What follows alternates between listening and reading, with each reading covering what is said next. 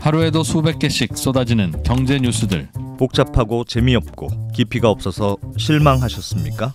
복잡한 건 쉽게, 쉬운 건 재밌게, 재미있는 건 깊게 전해드립니다. 뉴스는 이해다.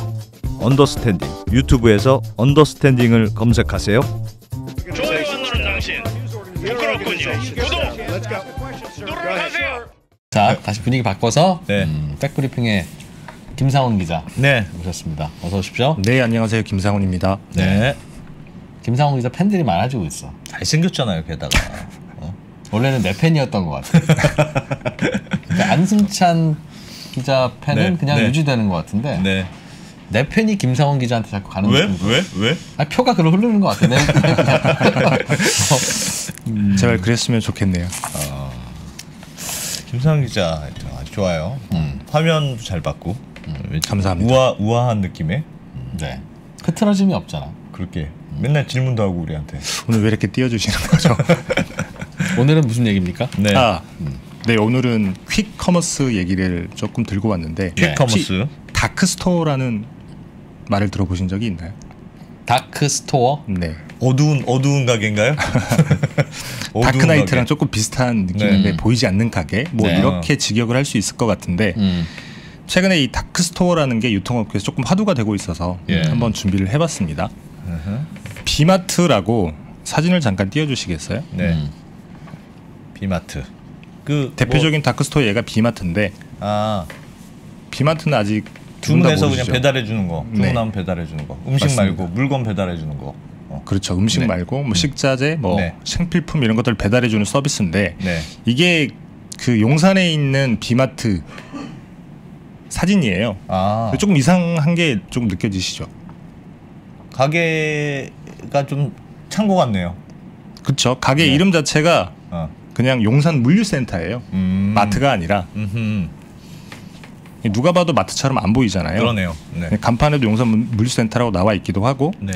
보시면 라이더가 들어가서 그 비닐로 쌓여진 장바구니인데 네. 이걸 들고 나오죠. 그리고 배달을 가는 겁니다. 주문하면 오토바이로 네네. 배달해 준다. 여기에 그 물건만 여기 쌓아놨다가. 그쵸. 일반 사람들이 들어가서 장을 볼 수가 없는 곳이에요. 네. 그냥 창고다 정말. 진짜 그쵸. 창고로 되어 있다. 예. 아하. 예, 용산 같은 경우에는 그래도 이렇게 우아한 청년들 물류센터라고 하는 간판이 있기는 한데 네. 비마트가 수도권 중심으로 한 30여 곳이 있는데 나머지는 아예 간판도 없습니다. 아예 간판도? 네, 여기에는 라이더가 들어가지도 못해요. 따로 픽업하는 장소가 따로 있고 네, 그 안에는 장을 보았을 때 이렇게 포장해 주는 분들만 상주를 하고 있고요. 그야말로 창고는 창고네, 그렇네요. 창고. 그렇죠. 지나가는 작업장이네. 맞습니다. 작업장. 지나가는 사람이 이게 마트인지도 몰라요. 예, 예. 그래서 다크 스토어라고 한다. 그렇죠. 알겠어요. 그래서 뭐 마트는 이게 2019년 하반기에 배민이 처음으로 내놓은 서비스인 건데 네. 요즘은 뭐 배민뿐만 아니라 뭐 이커머스 기업, 그다음에 기존에 있는 유통 기업들, 네. 그다음에 뭐 오토바이 배달 대행 업체까지 다크스토어를 하겠다고 네. 얘기를 하고 있어서 조금 유통 분야에서 신시장, 신사업 이렇게 네. 많이 표현이 되고 있습니다. 전부 다 팝니까 이제 여기서는 뭐 식료품 뭐 등등등.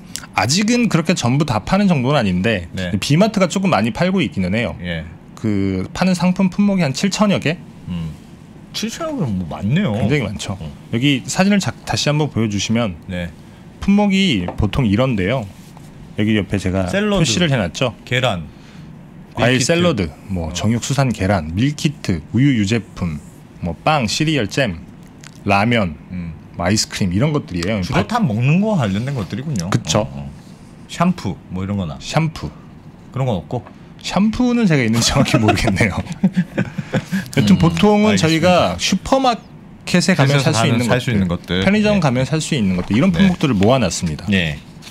아니 그래도 이건 뭐 배달비 줘야 될 거 아니에요. 그럼 비쌀 것 같은데. 뭐 예를 들면 계란 한 판 사는데 네네. 저걸로 주문했어요. 그러면 네. 3,000원 배달비 주고. 뭐 그럼 그렇죠. 보통 비쌀 배달비가 것 같은데? 2,000원에서 3,000원, 10,000원 이상 구매하게 되는 경우에는 배달비가 뭐 2,000원에서 3,000원 정도 들어가고 30,000원 이상 구매하게 되면 배달비를 뭐 지불하지 않는 것도 있는데 네. 배달비가 조금 있어서 많은 사람들이 아직 그 활용을 하고 있지는 않아요.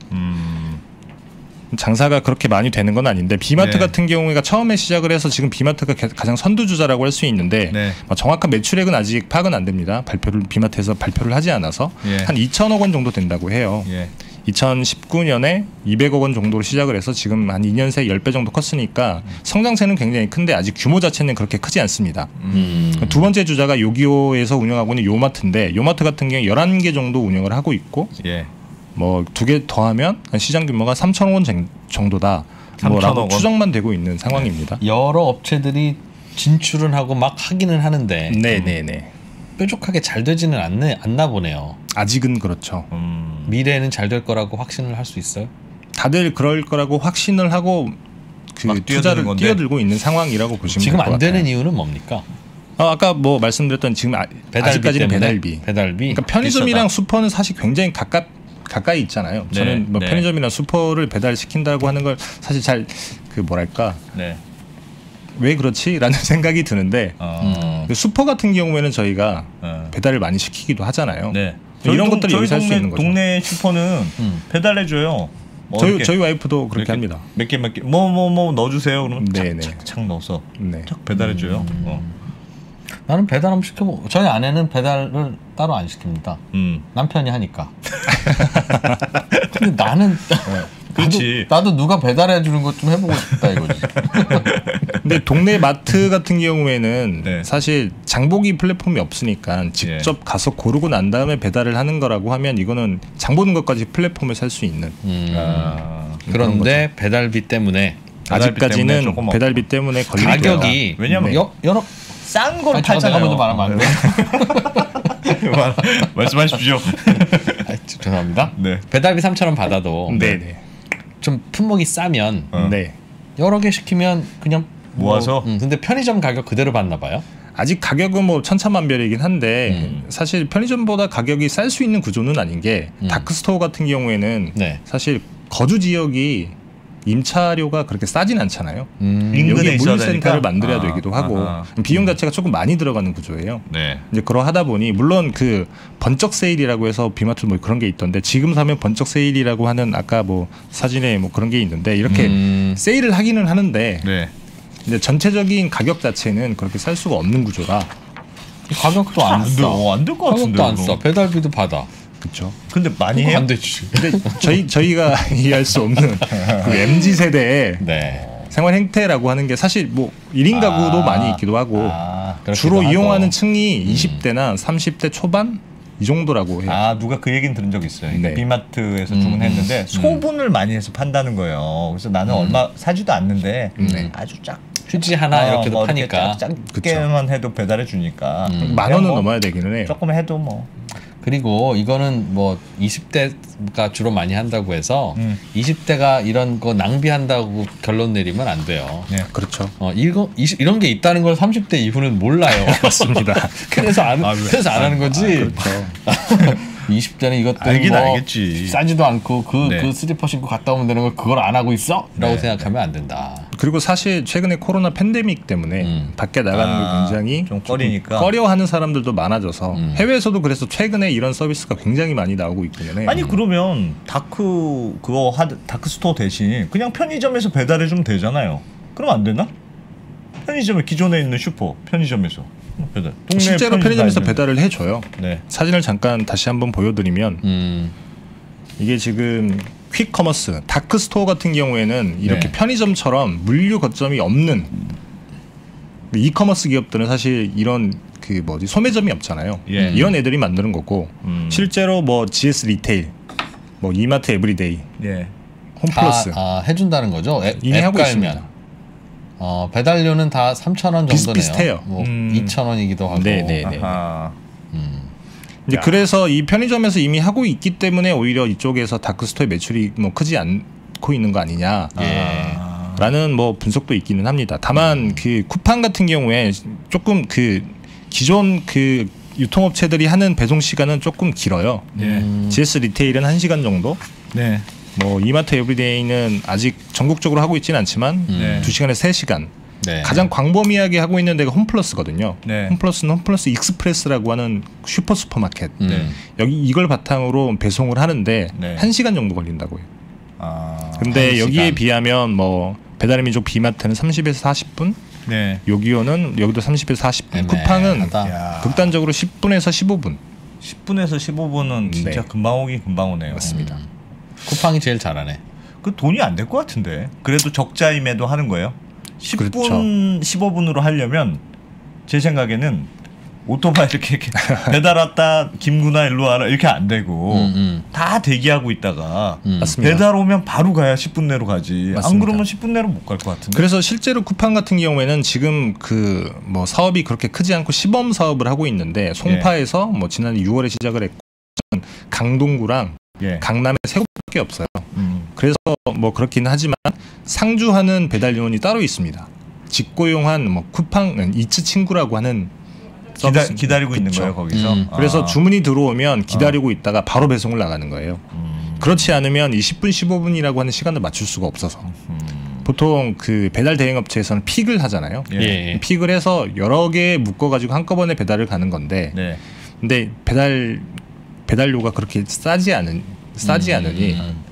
그래서 많이 오지 않고 이렇게 심부름값 주는 셈이네. 나 심부름. 쿠팡 같은 경우에는 이게 사실 퀵커머스에서 가장 큰 장애물이 이 배달비인데 네. 이 배달비를 조금 더 내고서라도 이 시장은 우리가 선점을 하겠다 그렇게 투자를 하고 있는 셈이라고 보면 쿠팡 되죠. 이츠는 그럼 어디서 픽업을 하죠? 그 물건들은? 쿠팡 이츠 마트가 있어요. 아 그것도 그것도 별도로 갖다는 보이지 않게. 이것도 보이지 않게. 다크스토어. 알겠습니다. 쿠팡 이츠가 제일 잘 되는 이유는 제가 보기에는 아직 제일 잘 되지는 않습니다. 제일 잘 되고 있는 거는 지금 배달의 민족 비마트입니다. 쿠팡 이츠는 이제 시작을 했어요. 아무튼 쿠팡이 씨가 잘 될 것 같은 이유는 말씀해 보세요. 그 이런 게 있으면 네. 무슨 앱에서 시켜야 되는지를 그게 제일 중요하잖아요. 그렇죠. 그러니까 이런 서비스를 다 할 수 있죠. 네. 3프로 TV도 할 수 있습니다. 네. 네네네. 사람들이 3프로 TV가 그걸 할 거라는 생각 한다는 걸 어떻게 알겠어요. 그렇죠. 그러니까 저희 구독도 안 하고 못 하시죠. 지금 뭐 우리는 뭐 하려면 어디 있는지 맨날 못 찾겠대. 힘들어. 이거 티셔츠 살려고 해도 안 나와요. 어디 있는지 모르겠어요.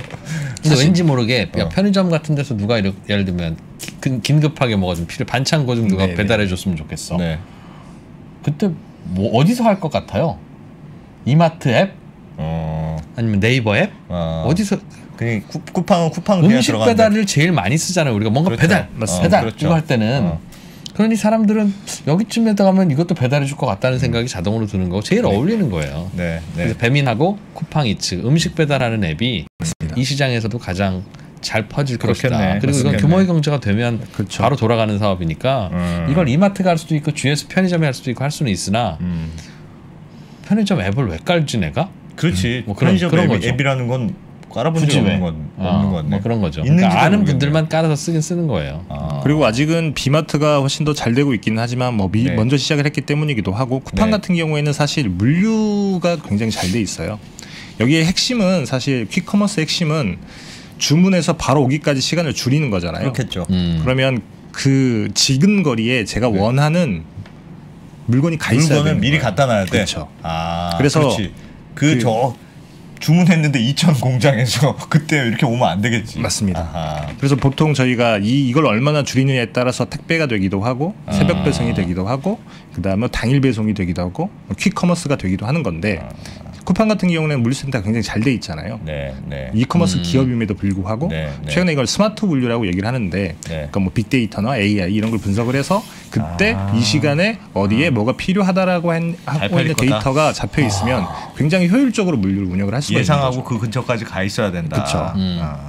그래서 쿠팡 같은 경우는 이미 전국적으로 대형 물류센터들이 자리를 잡고 있기 때문에 조그마한 소형 물류센터만 갖추게 되면 금방 네. 따라잡을 수 있는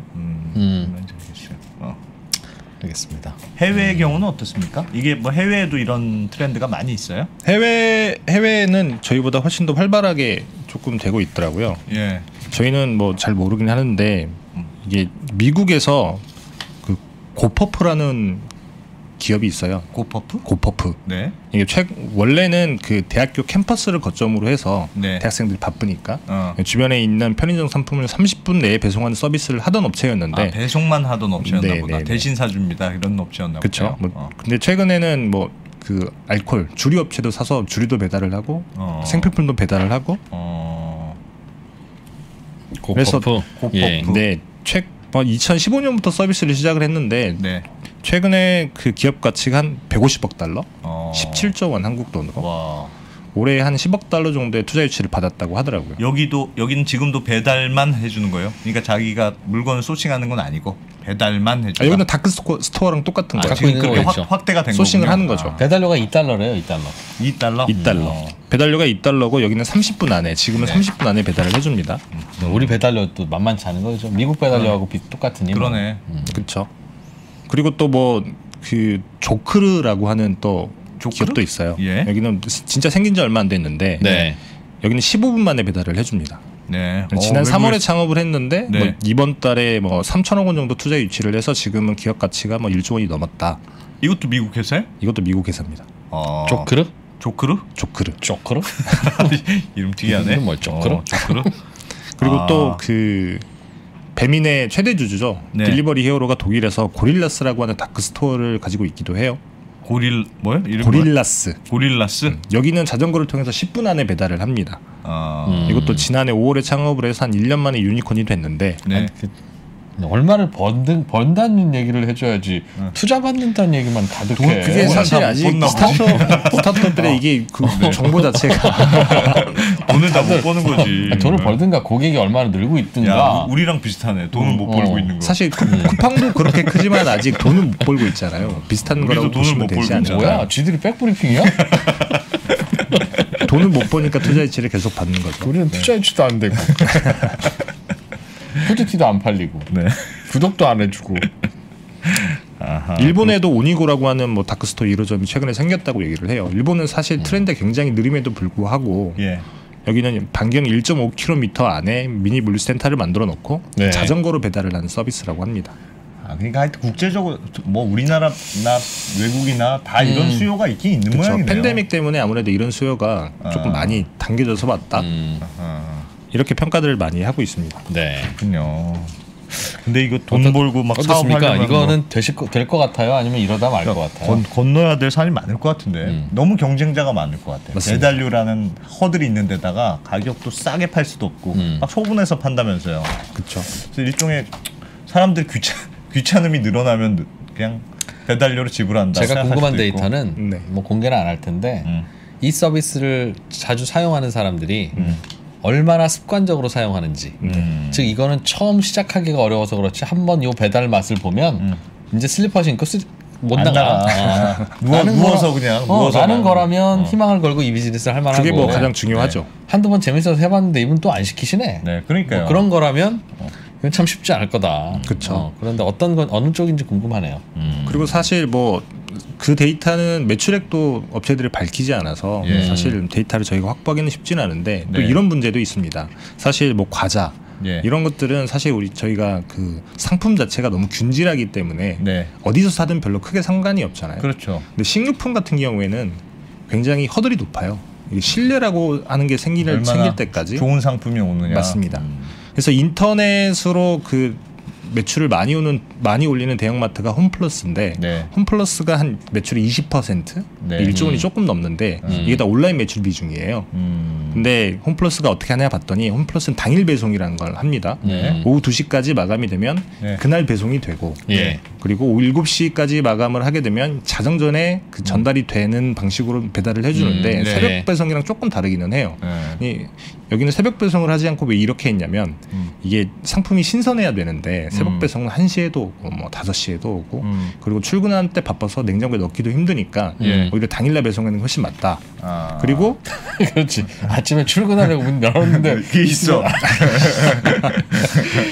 그리고 이 피킹하는 것도 네. 주부 사원들이 따로 있다고 해요. 아. 저희가 홈플러스 가게 되면 트레이를 큰 거 몇 개 끌고 다니면서 아예 장을 보시는 주부 사원들이 따로 있는 내부 직원들이. 네. 네. 그래서 이 신선도가 굉장히 중요하기 때문에 네. 이 신뢰가 쌓이지 않으면 아무리 식자재를 빨리 배달한다고 하더라도 네. 쉽지 않다. 그래서 열심히 한다. 홈플러스는. 제가 예전에 들은 얘기 있어요. 이건 이건 돈 받고 해줘야 되는 멘트 아니에요? 제가 들은 얘기가 뭐냐면 식사제 문제가 그러니까 실제로 내가 직접 사러 간다 그러면 막 고르잖아요. 같은 파도 네. 이거 더 신선한 걸 고르려고 막 고르잖아요. 근데 이렇게 배달을 하면 아무나 가져올 거 아니야. 그럼 오늘은 이런 걸 가져왔냐 이렇게 마음에 안 들 때가 있잖아요. 그러면 요령이 이렇다는 거예요.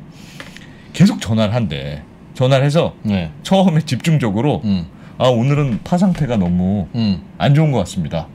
주문한 사람이 예. 그렇게 해서 하면 뭐 고객님 뭐 교환을 해드릴까요? 그러면 괜찮은데요.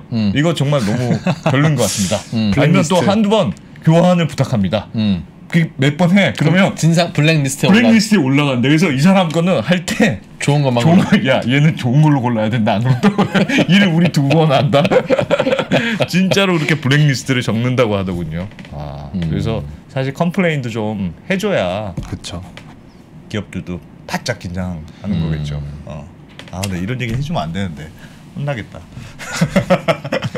그리고 아직은 뭐 대형 마트나 뭐 네. 편의점에서 전국 단위로 아직 그 서비스를 하고 있지는 않은데 전국 단위로 하고 있는 데가 유일하게 또 홈플러스이기도 해요. 네. 홈플러스가 온라인 퀵 서비스가 또 얼마나 잘 되는지 뭐 자료를 준 데가 홈플러스밖에 없어가지고 제가 홈플러스를 계속 하고 있는 건데 홈플러스에서 진짜 상주겠다. 와, 그래서 지금 혹시 김상훈 기자 가족이 홈플러스 다니시냐? 아닙니다. 왜 말씀드리지만 홈플러스에서밖에 자료를 주지 않아서 오늘 취재하는데 홈플러스만 협조를 했군요. 협조를 잘해주시면 제가 굉장히 그래서 홈플러스 같은 경우에도 킥 서비스를 한 3월부터 시작을 했는데 우리 너무 솔직해. 3월 대비해서 한 11월 매출이 한 3배 정도 된다고 하더라고요. 그래서 홈플러스 말은 굉장히 급격하게 사용자가 많이 늘고 있는 건 맞다. 배달. 네, 맞습니다. 홈플러스는 익스프레스에서 나왔어. 자료 잘 줬네. 굉장히 또 숫자가 필요한데 숫자를 받을 수가 없어서. 야, 저희는 취재 응대만 잘해줘도 이렇게 회사에 홍보가 된다니까. 야, 정말 김상훈 기자가 전화하면 잘들 받아줘야 됩니다. 뭐 사실 이게 신장률이라서 실제로 매출액이 얼마나 늘었는지를 또 사실 알 수가 없기는 해요. 네. 재밌네요. 하나를 보면 여러 알 수 있다고. 김상훈 기자의 취재응도 응대를 잘해주는 홈플러스가 다른 사소한 것들은 얼마나 잘하겠습니까? 그렇군요. 골목 상권 침해 이런 것도 좀 있긴 있겠네요. 조금. 지금 뭐 벌써 말이 나오고 있기는 해요. 벌써 말이 나오고 있기는 한데 아까 다크스토어라고 제가 말씀을 드렸잖아요. 이 업태가 굉장히 불분명합니다. 이걸 마트로 봐야 될지 아니면 물류센터로 봐야 될지. 그래서 뭐 말은 나오고 있긴 한데 아직 본격적으로 움직이면 나오고 있지는 않고 있기는 해요. 뭐 소상공인 협회 같은 데서 이건 뭐 중소기업 적합업종으로 지정을 해줘야 되는 거 아니냐라는 이야기가 있기는 한데 근데 이걸 뭐 마트가 아닌데 물류센터인데 그런 문제가 생기는 거죠. 그래서 아예 그 뭐 업체들도 이게 신사업이다라고 보고 있다고 하더라고요. 규제에서는 아예 조금 벗어나 있다. 아무튼 뭐 오늘의 승자는 홈플러스네. 네. 그래서 왜 자꾸 특별히 맥락도 굳이 홈플러스 얘기를 안 해도 되는 맥락이에요 지금. 갑자기 이 얘기를 해. 대형 마트들도 배달 서비스 합니다라는 정도잖아요. 그런데 홈플러스는 굉장히 신선도를 중요시해서 새벽까지 안 가고 자정전에 해드립니다. 전국 단위를 하고 있는 데가 홈플러스밖에 없기도 하고. PPL 받았나? 왜 나한테 보고도 안 하고 PPL을 받았지? 그러고 있는데. 야, 홈플러스 참 취재 협조에 잘해줬다는 이유로. 의문의 1승이네. 의문의 1승. 편파적인 취재였습니다. 제가 몇 달 전에 그 요즘 농산물도 그 택배로 팔잖아요. 근데 사실은 어떤 토마토가 올지 모르잖아요. 토마토를 시키면. 근데 저는 이 파는 분이 개념이 있으면 좋은 거 보낼 것이다. 어차피 얼굴도 안 보는데 이 좋은 걸 보내야 다음에 또 사지. 당연히 내가 농부라면 내가 이 사업을 제대로 키우려면 이거는 좋은 거 보내야 된다. 그렇죠. 그렇죠. 이 사람은 아무것도 안 보고 그냥 믿음만 가지고 하는 건데 괜찮은 거 보내면 두 번째 또 여기서 사겠죠. 근데 그렇지 않더라고. 안 그래요. 그래서 사실은 다 나갔지 않아. 맞아요. 그것만 잘해줘도 사람들 얼마나 편리해요. 그냥 인터넷으로 하면 바로 배달해 주니까. 조금 신경을 더 써주면 진상 고객이 굳이 안 되더라도 홈플러스 같이 예. 신선한 제가 너무 홈플러스 편 맞는 것 야채. 같은데 새벽 배송하는 마켓컬리나 오아시스 마켓 네. 그다음에 뭐 현대에도 그런 서비스가 있는 걸로 아는데 여기에서 가장 중요한 건 그래서 신선도 제품의 품질이라고 얘기를 하더라고요. 그런 거죠. 대개는 오늘 계속 홈플러스가 계속 생각나가지고. 여러분 당분간만 좀 이해를 좀 해주십시오. 저희가 사실 취재하려고 하는데 취재가 잘 안 됩니다. 저희 백브리핑인데 이것 좀 여쭤보려고 합니다. 그럼 한참 설명해야 돼요. 그래서 당분간 취재 네. 협조를 많이 해주시는 기업을 맞아요. 저희가 가능하면 칭찬해드리려고 했으니까 맞아요. 여러분께서 그냥 그러려니 하고 알아서 디스카운트해서 들어주시면 네. 되겠습니다. 좀만 참으세요. 네. 알겠습니다. 알겠습니다. 대개는 이런 건 1인 가구들이 많이 맞습니다. 이용한다고 그러죠? 1인 가구 20대 30대 그렇죠. 네. 미혼들이 그렇죠. 왜 그런지 알아요? 왜 그래요? 나가기 싫 결혼을 하면 남편이 생기거든. 아, 남편이 생기면 배달을 남편한테 시키면 되지. 굳이 내가 굳이 왜 왜- 배달비를 왜 줘야 돼? 그렇죠. 시키면 되는데. 남편이 있는데. 하긴 저도 치킨 시키면 항상 픽업을 선택해서 네. 네가 가져와. 그래서 제가 이 항상 시장은 안 가져오니까. 되는 시장입니다. 남편이 생기는 순간 무너지는 시장이에요. 전해주시기 바랍니다. 알겠습니다. 네. 백프리페 김상훈 기자 고맙습니다. 고맙습니다. 네, 감사합니다. 역사상 최고의 수익률의 강세장이 이어지고 있죠. 금융위기 이후에. 근데 이 강세장의 끝들은 다 급락이에요. 또 이렇게 나오는 거 아니냐에 대한 걱정들이 커지는 거예요. 디램 사이클도 바닥을 딛고 돌아설 수 있는 가능성이 있으면서 동시에 그 당시에 자사주 매입을 강하게 하면서 삼성전자 주가가 2배 이상으로 강하게 올랐었기 때문에 저희는 그렇게 되면 삼성전자 주가는 진짜 많이 오를 수 있다 라고 생각을 하고 있고요. 아직은 그러기는 좀 힘들다. 네이버, 카카오 같은 플랫폼 기업들 그리고 2차전지의 기업들 뭐 이런 유두를 묶어보게 되면은 그래도 이 정도를 합하면 하나의 어떤 삼성전자를 대체할 만큼 빠르게 올라왔다는 명품이 백화점에서 구조적으로 성장해주는 유일한 품목이기 때문에 신세계의 고성장이 굉장히 눈에 띄었던 해였습니다. 지금 보는 이 가치평가 프레임이 붕괴한다라고 생각하는 거고요. 가치평가 프레임의 붕괴라는 것은 쉽게 얘기하면 기존 산업이 붕괴하는 것을 의미한다라고 저는 생각을 합니다. 내가 주식을 능동적으로 분석하고 끌고 가야 되는 거지 끌려다니는 것만큼 스트레스를 받는 게 없고 에너지가 소모되는 게 없거든요.